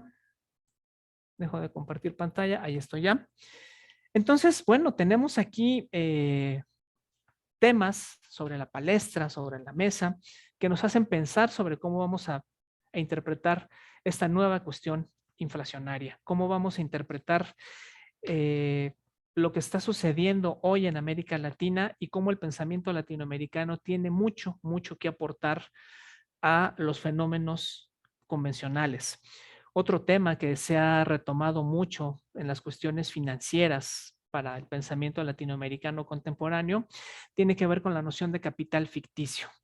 Aquí muchos compañeros como Claudio Lara, como Carcañolo, Remy Herrera en Francia, Paulo Nakatani, todo el grupo que trabaja en la Universidad de Espíritu Santo, han hablado mucho de este tema del capital ficticio, sobre todo vinculándolo con el funcionamiento de la deuda, como un mecanismo de rentabilidad para los grandes capitales y un mecanismo de apropiación de la plusvalía que se va a generar en un futuro en nuestras economías y hacia dónde se va a trasladar esa plusvalía. Aquí nuevamente la pregunta es si esta tesis de la superexplotación del trabajo vía la extracción de plusvalía sigue siendo válida. La noción de capital ficticio pareciera que nos da luz a interpretar la validez de esta teoría. Y bueno, por supuesto que hay mucho, mucho, mucho de pensamiento latinoamericano que podríamos recuperar. Insisto, la riqueza es muy grande, la riqueza es muy profunda. Por aquí en el chat veía que alguien hablaba de Mariate y discúlpenme que solo de repente lo veo de paso. Me distrae un poco el chat, pero de repente lo veo de paso. Por supuesto, tenemos ahí desde la cuestión de la filosofía y de las ideas, también hay una vertiente importantísima de recuperación de pensamiento que sirve para el pensamiento económico latinoamericano y esta interpretación que tiene Mariátegui en los 7 ensayos de la realidad peruana, que también es todo un estudio sobre la estructura de clases, sobre la estructura de producción, sobre la diversificación de la economía peruana y de su incorporación a la economía mundial. Entonces, tenemos ahí una riqueza bastante amplia, ¿no? La invitación sería a que discutamos sobre este punto, a que se acerquen estos autores, que vean la trascendencia de los mismos. Y bueno, no solo es la CEPAL, también tenemos, insisto, desde el marxismo, muchísimas aportaciones que tenemos que volver a desempolvar y agradecer, que esperemos que pronto regresemos a la universidad para que toda esa riqueza que está en las bibliotecas de filosofía, de economía y de ciencias políticas, la desempolvemos y la recuperemos. Pues es la invitación. Ahorita pasaremos al tema de las preguntas y con mucho gusto seguimos conversando. Gracias. Muchas gracias. Ha sido, pues, igual muchos datos, mucha información nuevamente. Creo que ya sí han podido ver, como dice el doctor Alejandro, el chat. Hay varias preguntas, algunos comentarios también, como el que hacía la doctora Girón respecto a la obra de Mariátegui y estos 7 ensayos sobre la realidad peruana. Entonces, ¿qué les parece si les leo entonces algunas de las primeras preguntas conforme fueron llegando? Les damos después un par de minutitos a cada uno de los ponentes y así nos vamos, ¿no? Entonces, una de las primeras preguntas cuando hablaba la doctora Meireles era de Roberto Cristian, que planteaba que si podían profundizar un poco sobre la perspectiva que tiene el pensamiento latinoamericano respecto a la financiarización. Una segunda pregunta de David Carranza es sobre si existe alguna relación entre la escuela estructuralista y la teoría de la dependencia. Bueno, hay que recordar que este curso está dirigido en su mayoría a no economistas, a gente que está fuera digamos, de la academia. Entonces, son preguntas todas válidas y creo que vale la pena profundizar en algunas, ¿no? Entonces, nos pregunta David sobre la relación entre teoría de dependencia y estructuralismo. También Omar López, y con esta cerramos si quieren la primera ronda, pregunta sobre el papel que ha tenido un fenómeno como la corrupción en el desarrollo económico latinoamericano, si esto ha afectado al desarrollo de la región y cuáles serían algunos autores, ¿no? Y bueno, si les parece una última más para cerrar este primer bloque, también nos pregunta Uriel Márquez sobre la relación que existe entre la inflación y la desigualdad del ingreso desde la perspectiva latinoamericana. Inflación y desigualdad del ingreso. Entonces, si quieren, comenzamos con la doctora Meireles, 2-3 minutitos, y después pasamos con el doctor Alejandro. Muchas gracias, Daniel, y muchas gracias por sus preguntas. Indo de trás para adelante, ¿no? La pregunta de Uriel nos permite hablar un poquitín más sobre esa relación inflación y efecto distributivo que Alejandro estaba haciendo tanta énfasis, ¿no? Y mirando con los lentes de análisis inspirados en el estructuralismo latinoamericano, inspirados en Loyola, justamente uno puede decir, mira, lo que es más significativo del proceso inflacionario no es el aumento nominal del nivel de precios, sino que cómo cada clase social logra defender su poder adquisitivo ante un aumento nominal del nivel de precios, ¿no? Entonces, ¿qué clase sí puede, qué clase, fracción de clase puede proteger sus ingresos reales cuando estamos ante un proceso inflacionario como lo que estamos viviendo ahorita por la crisis en las cadenas productivas globales, ¿no? La reorganización de las cadenas productivas globales.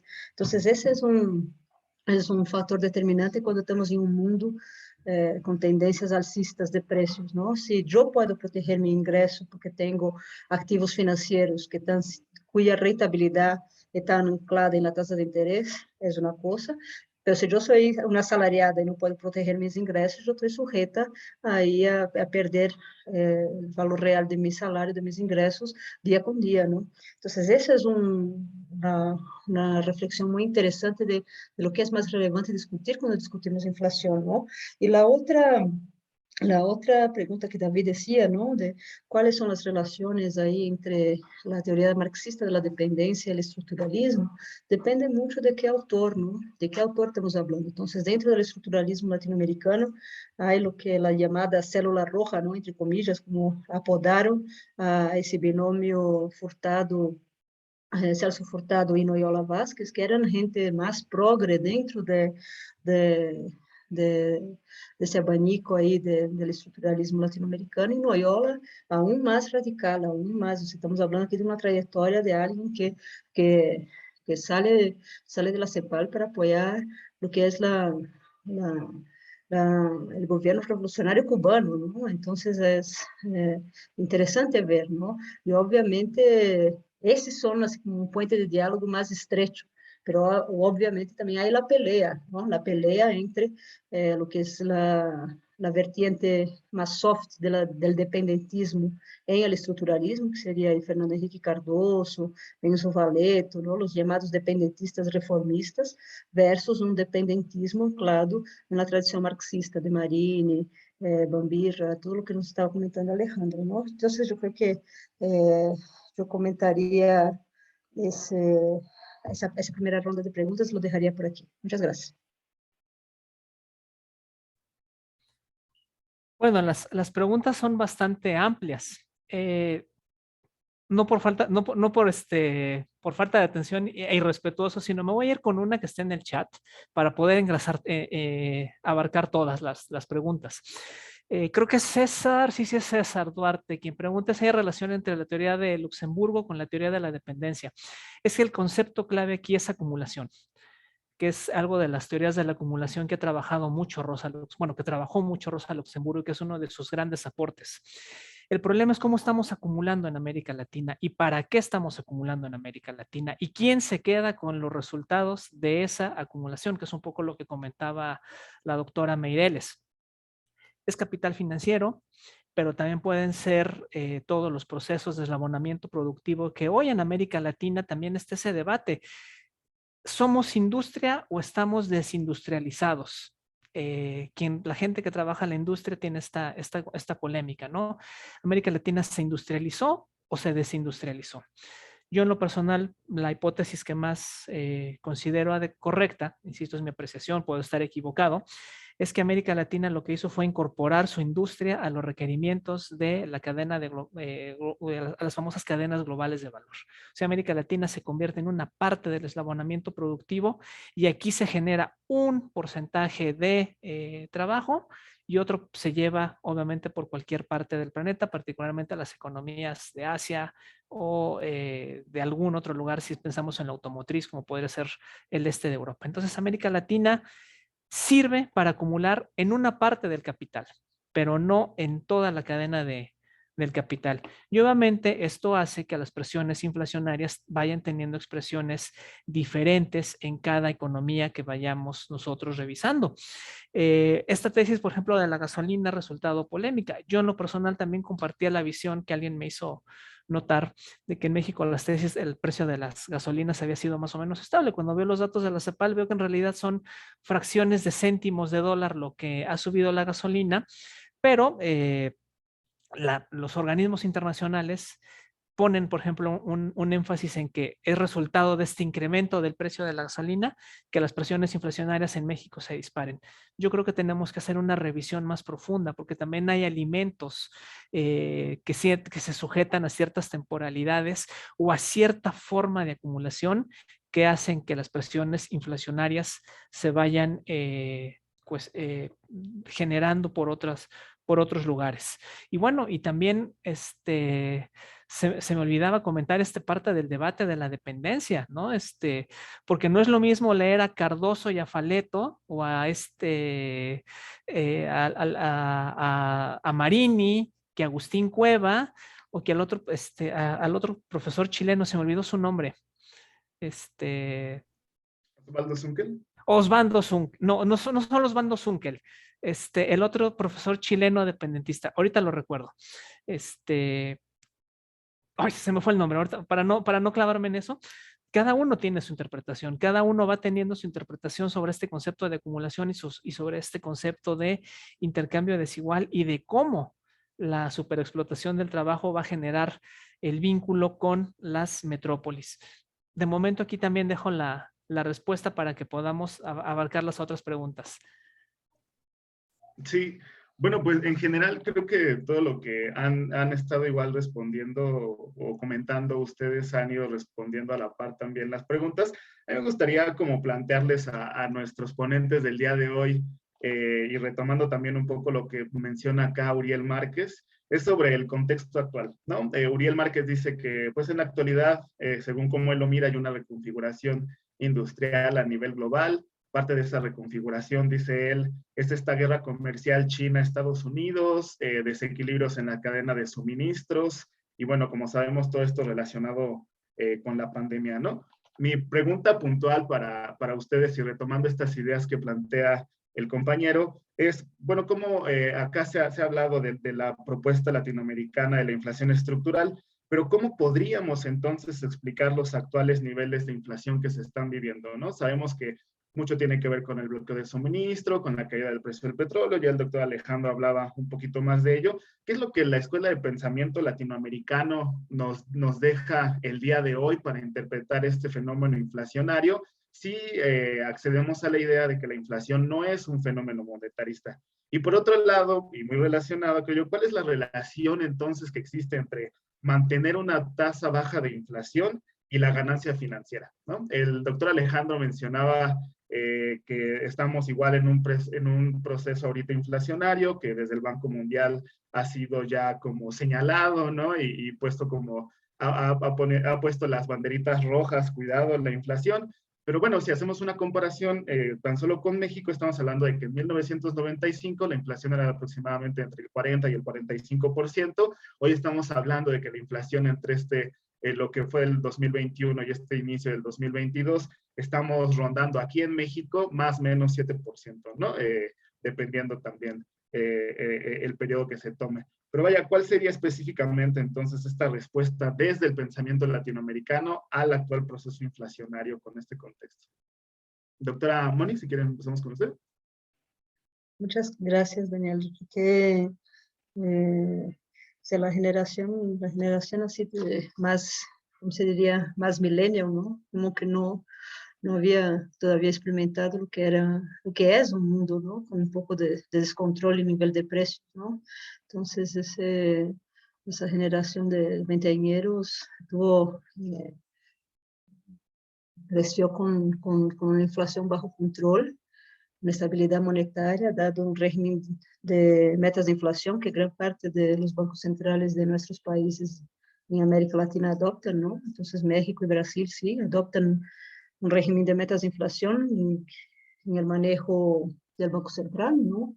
Entonces, eso sí mantiene la estabilidad de precios y mantuvo durante ahí 20 años, ¿no? Estabilidad en el nivel de precios, pero ¿a qué costo, no? Entonces, hay una serie de trabajos de una investigadora de la Universidad de Guadalajara, mentiras, de la Universidad en Guadalajara, Nora Ampudia, que habla justamente de Santiago Capraro, también aquí en la Facultad de Economía, que están siempre tratando de ver lo que es la pérdida del poder adquisitivo del salario, aún en un contexto de estabilidad eh, monetária que hemos vivido a lo largo de esos 20 años, ¿no? ¿A qué costo tuvimos estabilidad monetaria?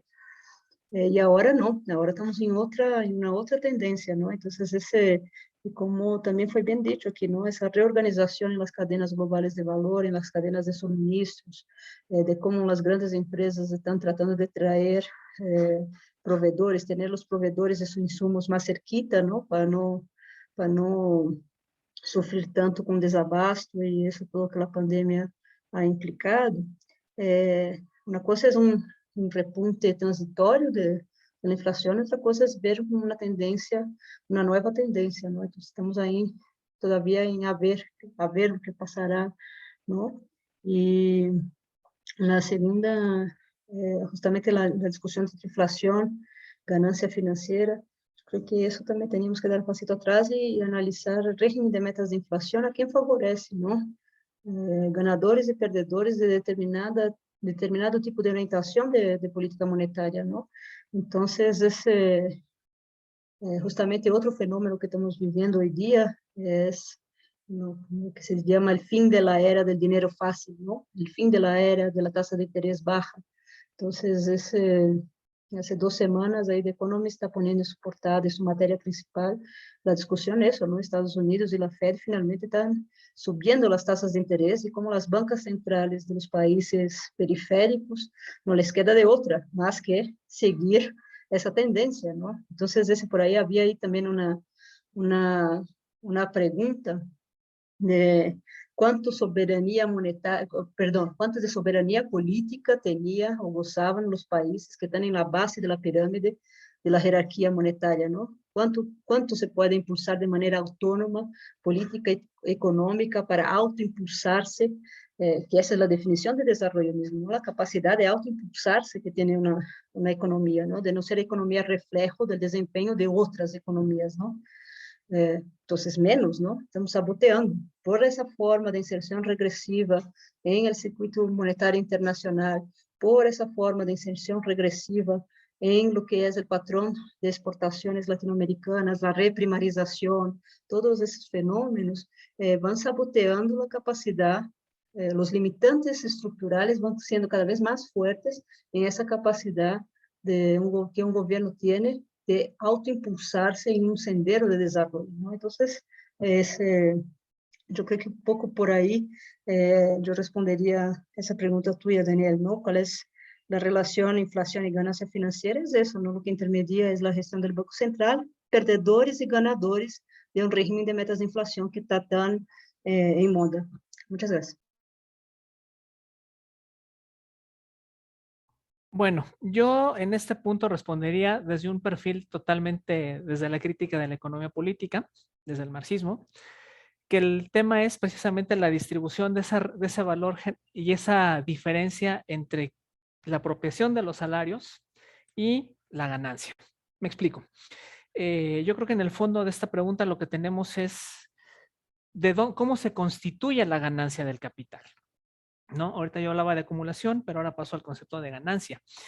Y obviamente en un contexto inflacionario, los dueños del capital han renunciado a todo tipo de políticas que vayan en detrimento de su ganancia. Por el contrario, los costos de la inflación los quieren trasladar a los salarios Inclusive, si uno revisa los manuales de política económica de los organismos financieros internacionales, el incremento del salario es visto como un factor detonante de la inflación. ¿Por qué? Porque ellos se ponen desde el lado de la producción. Entonces, un costo de producción que se incrementa, los salarios, conlleva consigo a que los precios se tengan que ser más elevados. Y aquí es donde es un punto de disputa política, ¿no? Se ha golpeado en los últimos años a las clases trabajadoras, a las clases subalternas, y se ha privilegiado a las clases que gozan de la rentabilidad del capital, y obviamente los salarios han perdido un porcentaje importantísimo de su capacidad de adquisición. Revisando algunos datos muy rápidos, es una media que hay que revisarla con mayor detalle, pero por ejemplo, si uno revisa cómo vienen no los puse en el PowerPoint, la apropiación del ingreso del salario, o mejor dicho, cómo los salarios participan del Producto Interno Bruto Regional.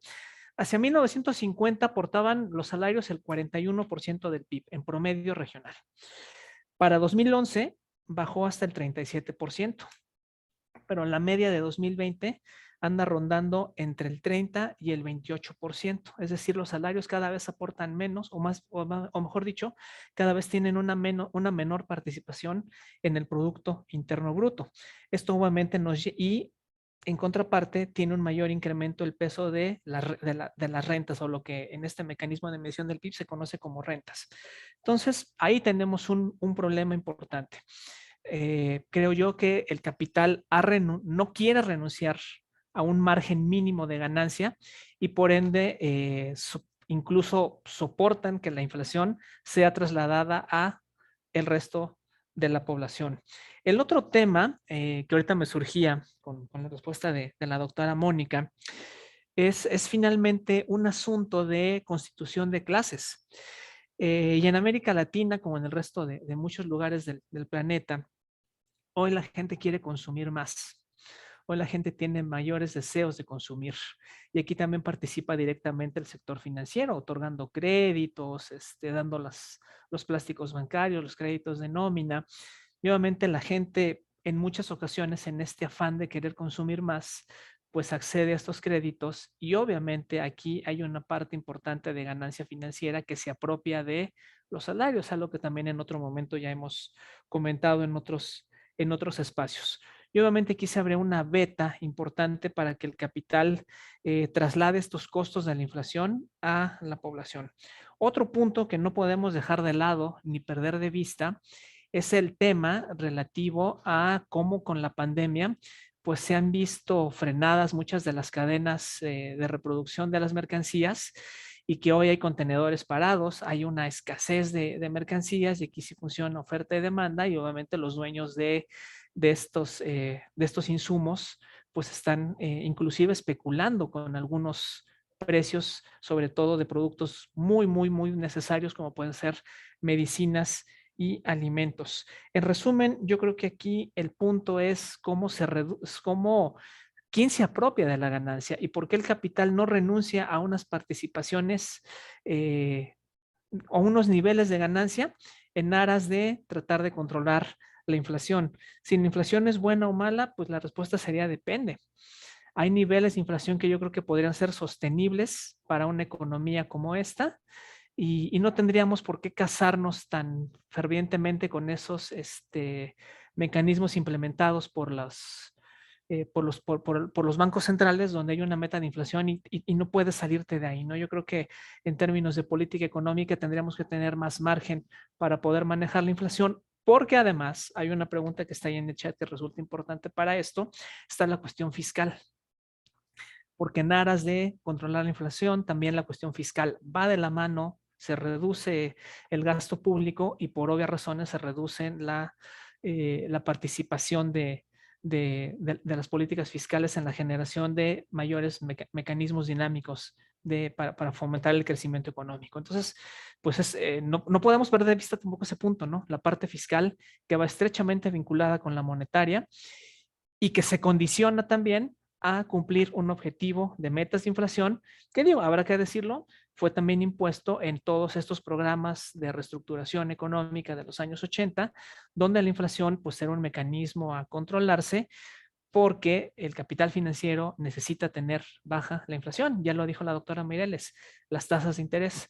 No es lo mismo tener una tasa real del 4% cuando tu inflación era del 3 y tus bonos te pagaban el 7, a hoy que tienes una tasa de interés del 1% o menos, y ni qué decir de tasas de interés negativas como los que pagan los bonos de la Reserva Federal de Estados Unidos desde hace algunos años. Para no monopolizar la palabra y seguir pudiendo continuar con el debate, lo dejo hasta aquí.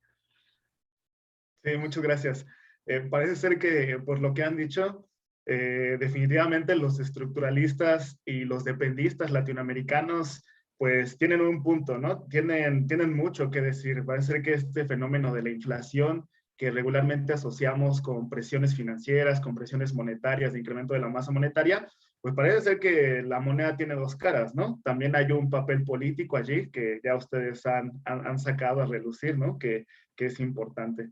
Entonces, miren, pues en realidad creo que de las preguntas hasta acá, nada más me gustaría ya concluir para darle la palabra a la doctora Alicia Girón, quien coordina este curso.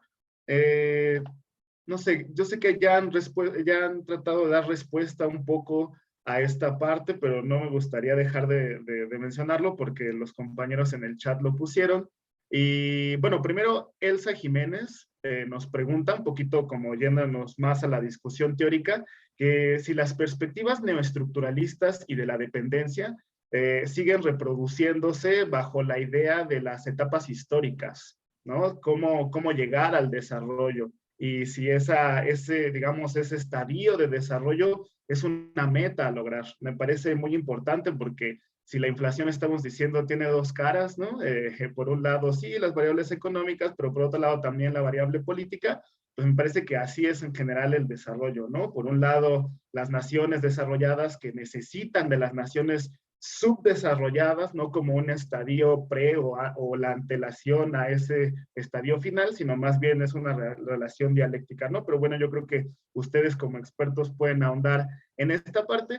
Y por último, lo que les comentaba que me parece muy importante es cuál es el papel del Estado, cuál es el papel del gobierno, específicamente del gobierno latinoamericano. Por acá en el chat de YouTube nos preguntaba Jonathan García que si es necesario que el gobierno casi lleve de la mano a las empresas privadas para incentivar el crecimiento. También nos preguntaban acá, y que ya hacía referencia al doctor Alejandro respecto a, bueno, está bien, ¿cuál es el papel entonces de la política fiscal expansiva para poder detonar el desarrollo económico latinoamericano? Y en general algunos otros como Cuautli también preguntaban sobre qué papel juegan las instituciones, en este caso de los diferentes estados latinoamericanos, para fomentar este desarrollo, ¿no? Entonces, lo dejo acá y igual les doy unos minutitos si quieren igual aprovechar para darnos sus reflexiones finales sobre la sesión del día de hoy, los doctores, y pasaremos a concluir nuestra sesión del día de hoy. Adelante, doctora Moni. Muchas gracias. Justamente en el chat ahí, Elsa, como Daniel bien nos recuerda, aquí estaba preguntando si insistencia, ¿no? En la discusión sobre el desarrollo, la necesidad del desarrollo, ¿no? Entonces, yo creo que es importante, de nuevo, dar un pasito hacia atrás y definir lo mejor que estamos entendiendo por desarrollo económico social, ¿no? No se trata única y exclusivamente de mayor consumo, se trata de diluir las asimetrías en la sociedad en que vivimos sin tener una sociedad más igualitaria, ¿no? Entonces, el desarrollo pasa por esa dimensión también, ¿no? Profundización democrática, profundización de la toma de decisión, eso todo está en la discusión de desarrollo, no es solo puedo comprar más, no se trata solo de eso, ¿no? Pero eso es un desarrollo económico, social y político, pero estamos, es una batalla por alguien ahí, por algo. Los estructuralistas decían la guerra del desarrollo, es una batalla constante, ¿no? Entonces el desarrollo entendido de esa forma, no es solo consumo, es justamente una mayor democratización de todos los espacios de la vida y sociedad, ¿no? Y la pregunta de Jesús y que Daniel recupera aquí, que es justamente en el contexto de esa crisis sin precedentes, que la pandemia, que todavía no termina de desenvolverse, vaya, ¿no? Todavía estamos en un mar de incertidumbre con relación al futuro, ¿no? Cada nueva mutación del virus, de nuevo tenemos un susto en el comportamiento de la economía. Entonces, en ese escenario, obviamente el rol del Estado es mitigar los efectos económicos negativos lo más que se pueda, tener una posición activa en ese sentido para que no se venga más abajo de lo que ya se está viniendo las economías de nuestros países latinoamericanos, ¿no? Y ahí viene la discusión justamente déficit, incremento de deuda y cómo podemos tratar esos temas, ¿no? Entonces, obviamente, dependiendo con qué lentes analíticos uno lo mire, el papel del Estado, el rol del Estado es fundamental ahí, ¿no? Y incursionar en déficit para hacer frente a esos desafíos, e incluso en deuda, es necesario. Entonces, hay que quitar esa demonización del déficit público, ¿no? Y pensar en el endeudamiento, si es en moneda nacional, si no es en moneda extranjera, hay uma outra discussão, não é incrementar fragilidades, sino que ensanchar na base de recuperação econômica futura. Então, a deuda interna, dependendo em que condições, não teria que ser tão satanizada, vaya, não? E aí sim vem essa discussão de que política pública uno quer agora e qual é o margen de maniobra que há. Sí hay. Lo importante es entender que sí hay margen de maniobra, nada más es ubicar mejor qué condicionantes estamos teniendo ahí por la condición de periferia hoy día, ¿no? Pero hasta aquí dejaría mis comentarios. Muchas gracias por su interés y preguntas. Gracias, doctora Moni. Doctor Alejandro, un poco de respuesta a lo que se puso sobre la mesa y sus conclusiones, por favor. Gracias, Daniel. Mira, lo voy a engrosar con otra cuestión que está comentada en el chat, porque alguien pregunta, ya disculpen, hacer el chat para no distraerme, si la noción de desarrollo nuevamente atraviesa esto de ser una etapa del capitalismo, si queremos llegar a ese momento, si estamos en una etapa previa. Justamente ese es uno de los grandes aportes del pensamiento latinoamericano. No pensar en el desarrollo como una etapa previa o anterior al desarrollo capitalista, con este consumo desmedido, como lo propone Rostow, ¿no? Está en sus 5 etapas de desarrollo económico, donde el desarrollo final es el consumo generalizado de las masas.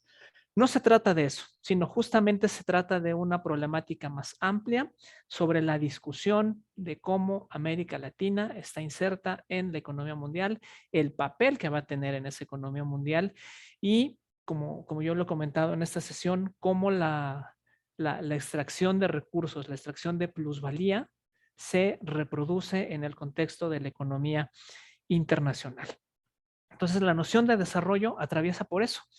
Atraviesa no por un consumo generalizado de las masas, sino por esta interpretación del desarrollo como la incorporación de la región al capitalismo internacional.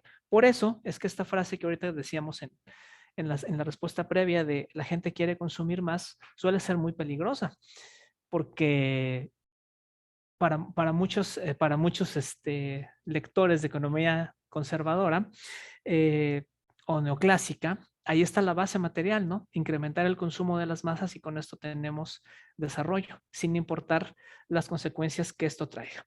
Y con referencia al papel del Estado, nuevamente otro aporte importantísimo del pensamiento latinoamericano. Esto es un punto de apoyo y nodal en todos los estudios, tanto estructuralistas como dependentistas. El Estado siempre está presente. El Estado nunca está ausente de la discusión sobre la consecución del desarrollo. Al día de hoy, más bien serían las formas que el Estado adopta en el camino de la región y su valorización internacional. Si nosotros leemos los textos desde la CEPAL, desde los textos de Prebisch, por supuesto que hay una fuerte tendencia a la participación del Estado mediante políticas fiscales y monetarias. El tiempo cambió, la CEPAL para muchos, como lo decía Mónica, se convirtió en algo más desarrollista, pero finalmente ahí está el papel del Estado nuevamente en el fomento de políticas públicas. Inclusive hoy en el debate de los gobiernos progresistas latinoamericanos, un punto que se cuestiona mucho es su fuerte vínculo ideológico con lo que hoy se ha dado por llamar el pensamiento desarrollista latinoamericano. Para muchos críticos de los gobiernos de izquierda, progresistas o de signo que le pongamos a la región, el punto de crítica es su fuerte vínculo ideológico con los autores del desarrollismo, particularmente con Bresser Pereira. Pero bueno, ese podría ser tema de otra sesión. Lo que quiero dar a notar es que por supuesto que el Estado está presente. El Estado nunca está ausente de la discusión sobre de la región. Inclusive siendo un Estado promotor de las leyes del mercado, es eso, un Estado que promueve la participación de la iniciativa privada y de las leyes del mercado en la economía, ¿no? El Estado nunca se ausenta de la economía. Finalmente, ya esa pregunta que nos hacían de cómo vemos que el Estado lleve de la mano a la iniciativa privada, este es un tema de discusión que está ahí en los textos de la CEPAL, cómo el Estado fomenta las condiciones para que la iniciativa privada tenga mejores posibilidades de participación en la economía, ¿no? El Estado nunca está ausente de esa discusión. El Estado no está para nada desligado de el hacer de la política económica. Reduce su participación, tiene una participación más activa, esto que le llaman políticas estratégicas de desarrollo, ahí están, ahí está la participación del Estado. Inclusive, ya nada más con esto concluyo, muchos de los estados latinoamericanos son los dueños de los recursos naturales. La cadena de valor, la empresa que los explota o que distribuye los recursos, ya tienen otras connotaciones, privado-estatales, estatales, privadas en su totalidad, pero en la mayoría de las constituciones los recursos naturales son parte de las naciones latinoamericanas y obviamente ahí está el tema de la participación del Estado. Pues también, Daniel, por cuestión de tiempo, aquí lo dejo. Muchas gracias. No, muchas gracias a ustedes. Ha sido muy rico. Solo me quedo con esto último que mencionaba el doctor Alejandro.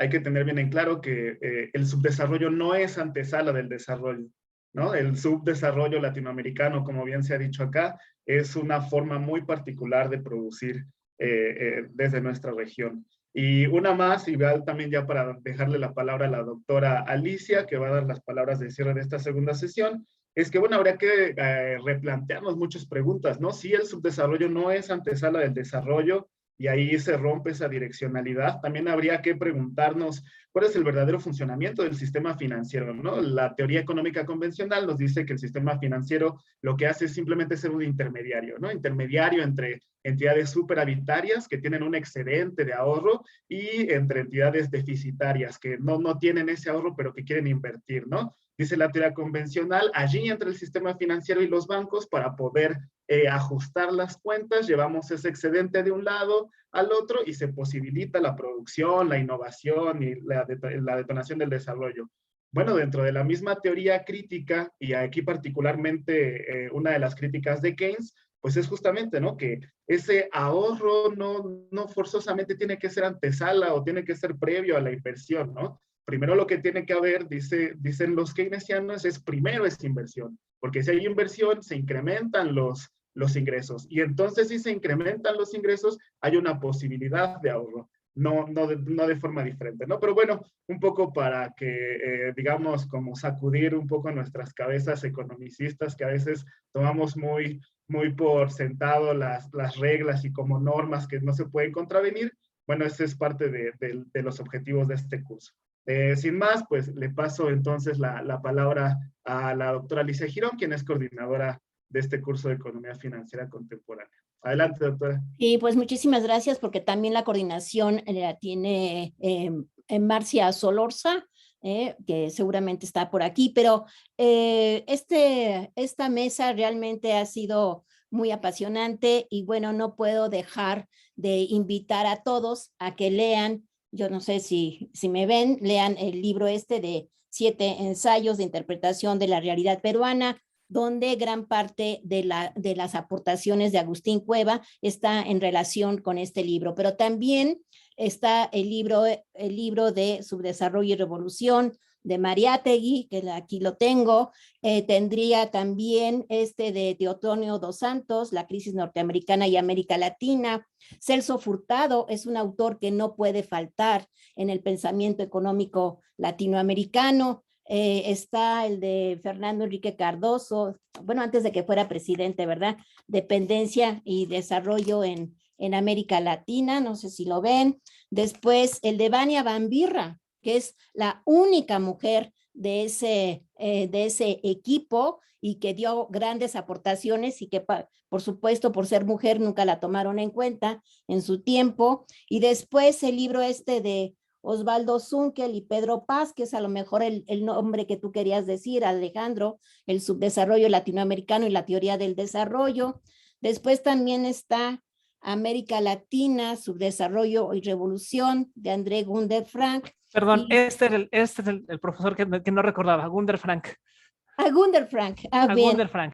Sí, y entonces, pues también hay un libro que incluso está en acceso abierto, que está editado por Claxo, que es que es Repensar la teoría del desarrollo en un contexto de globalización, coordinado por Gregorio Vidal y Arturo Guillén. Este libro se hace justo con la presencia de, bueno, ya Celso estaba en ese momento en París, pero estaba el hijo de Celso Furtado, fue allí en si no me es la Universidad de Río de Janeiro, donde se hizo. Y yo quisiera terminar con este libro, que no sé si lo ven, que es Hacia una dinámica del desarrollo latinoamericano, justo con una cita que hace Prebisch. Prebisch no lo nombramos aquí porque realmente fue lo que nuestros ponentes fue únicamente dar muy poquito, son unas semillitas para crear debate, porque realmente hablar sobre el pensamiento latinoamericano pues es muy amplio, o sea, poder abordar a estos autores, o sea, por eso es que hay una maestría en estudios latinoamericanos, un doctorado en estudios latinoamericanos, donde se van estos autores. Y yo voy bueno, no sé, pues este libro, como ven, ya está hasta así medio desbaratado y demás, ¿verdad? Por su uso y por sus lecturas.